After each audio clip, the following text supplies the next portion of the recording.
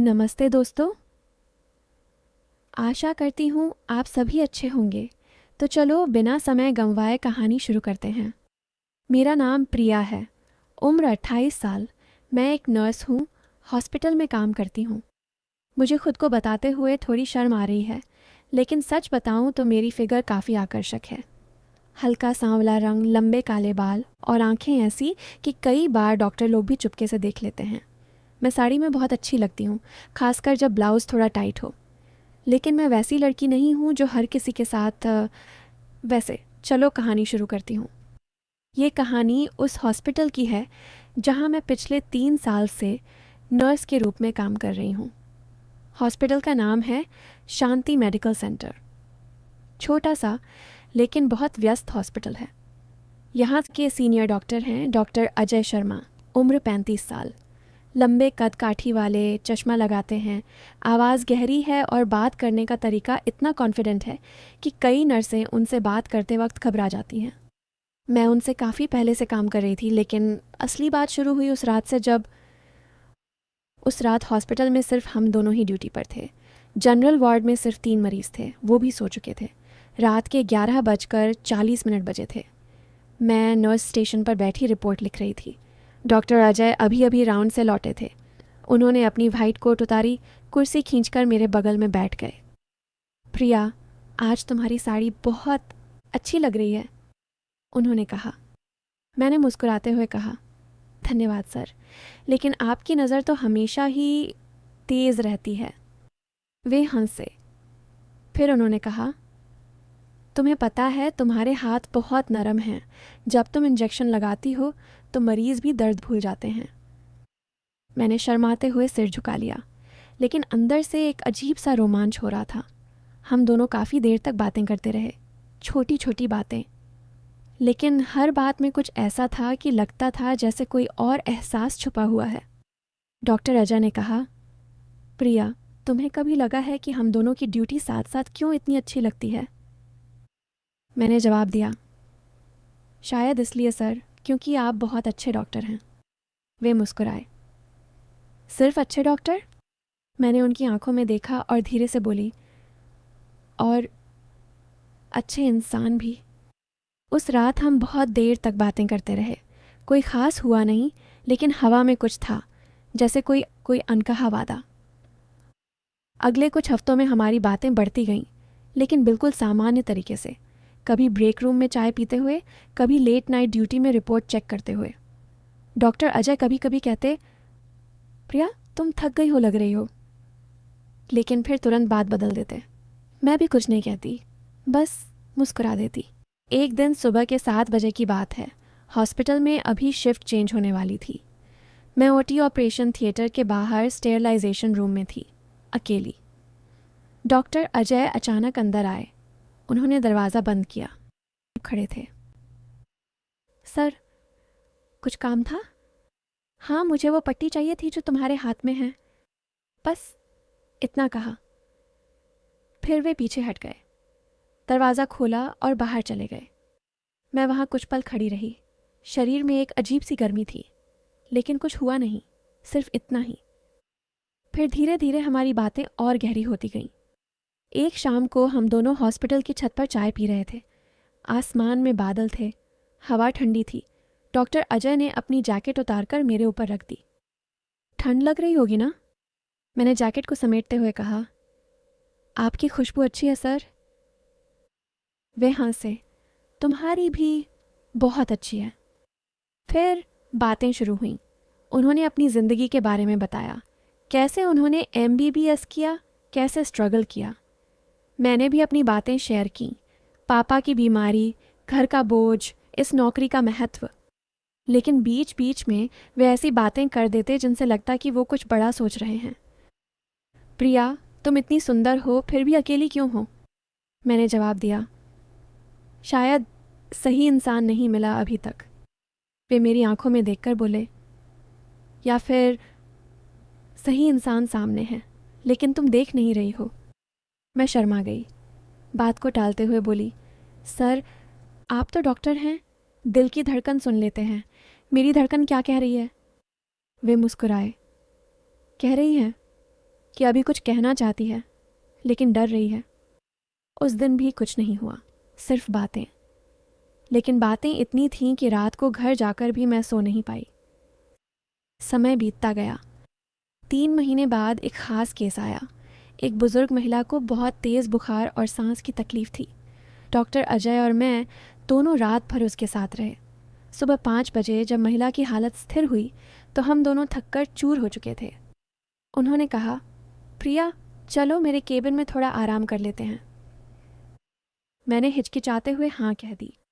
Cabin में सिर्फ एक छोटी सी सोफ़ा और उनकी चेयर थी। उन्होंने सोफ़े पर बैठने को कहा, खुद चेयर पर बैठ गए, फिर अचानक बोले, रिलैक्स प्रिया, बस रिलैक्स। उनकी आवाज़ बहुत धीमी और गहरी थी। मेरी आंखें बंद हो गईं। शरीर में एक अनोखी लहर दौड़ रही थी, लेकिन फिर भी कुछ नहीं हुआ। उन्होंने 10 से 12 मिनट बाद मुझे जगाएं। अब बेहतर लग रहा है ना? मैंने सिर हिलाया। बहुत, थैंक यू सर। फिर हम दोनों चुपचाप बैठे रहे, बस एक दूसरे की सांसें सुन रहे थे। इसके बाद हमारी एक दूसरे को समझने की क्षमता बढ़ती गई, लेकिन हर बार कुछ अनकहा रह जाता। महीनों बीत गए। एक दिन हॉस्पिटल में बड़ा इवेंट था, मेडिकल कैंप। बहुत सारे डॉक्टर और नर्स बाहर से आए थे। शाम को प्रोग्राम के बाद डॉक्टर अजय ने मुझे अपने केबिन में बुलाया। प्रिया, आज तुमने बहुत अच्छा काम किया। मैंने मुस्कुराकर कहा, आपके साथ काम करना ही अच्छा लगता है सर। वे मेरे पास आए। उनकी आंखों में कुछ था। प्रिया, मैं तुमसे कुछ कहना चाहता हूँ। मेरा दिल तेज़ धड़कने लगा। हाँ सर, तुम मेरी ज़िंदगी में बहुत महत्वपूर्ण हो गई हो, लेकिन मैं नहीं चाहता कि हम कोई गलत कदम उठाएं। मैं शादीशुदा हूँ, मेरी पत्नी और बच्चा हैं, लेकिन तुम्हारे साथ जो फीलिंग्स हैं वो मैं कंट्रोल नहीं कर पा रहा। मैं चुप रही। वे आगे बोले, मैं बस इतना चाहता हूँ कि तुम जान लो कि मैं तुम्हें बहुत चाहता हूँ, लेकिन हम दोनों प्रोफेशनल हैं। मैं अपनी लिमिट्स जानता हूँ। मैं घर आई तो बहुत उलझन में थी। एक तरफ उनकी बातें, उनकी नज़रें, दूसरी तरफ उनकी जिम्मेदारियाँ।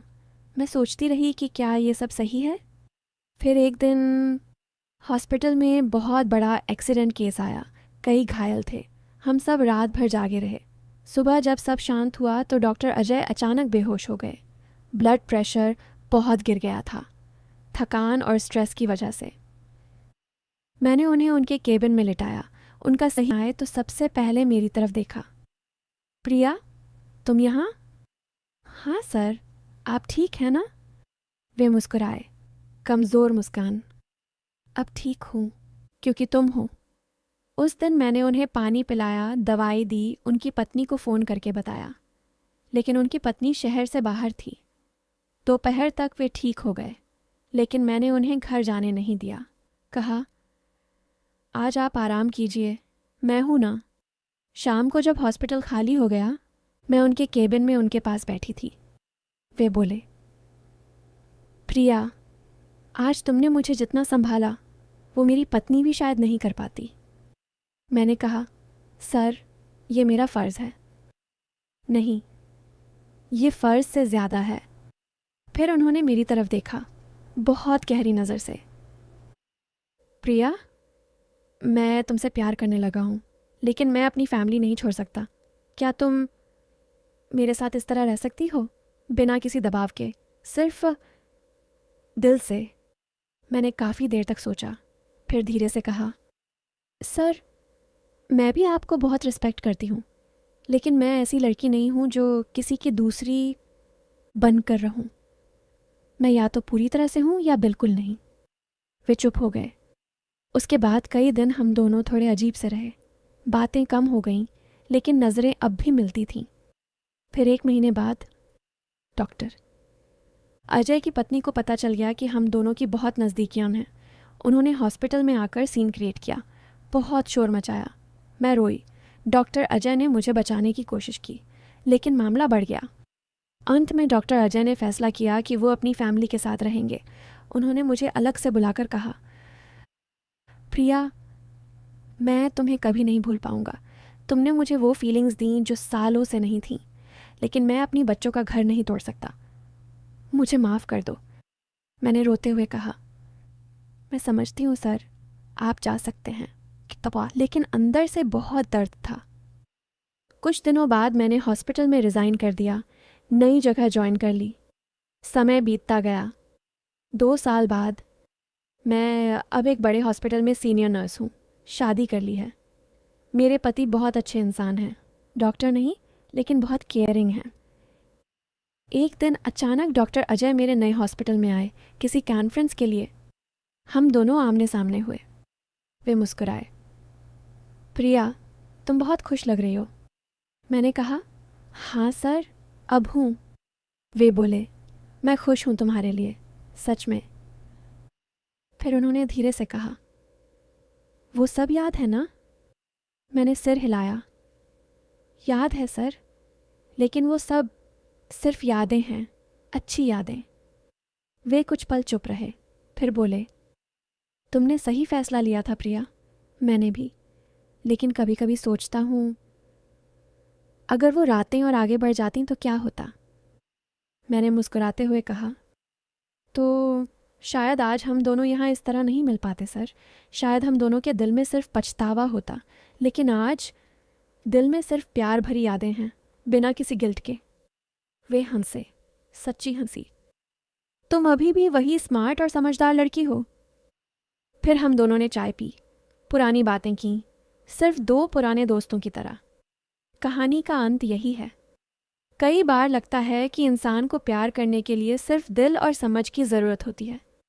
और हाँ, डॉक्टर अजय आज भी अच्छे डॉक्टर हैं, अच्छे हैं, और मैं अच्छी नर्स।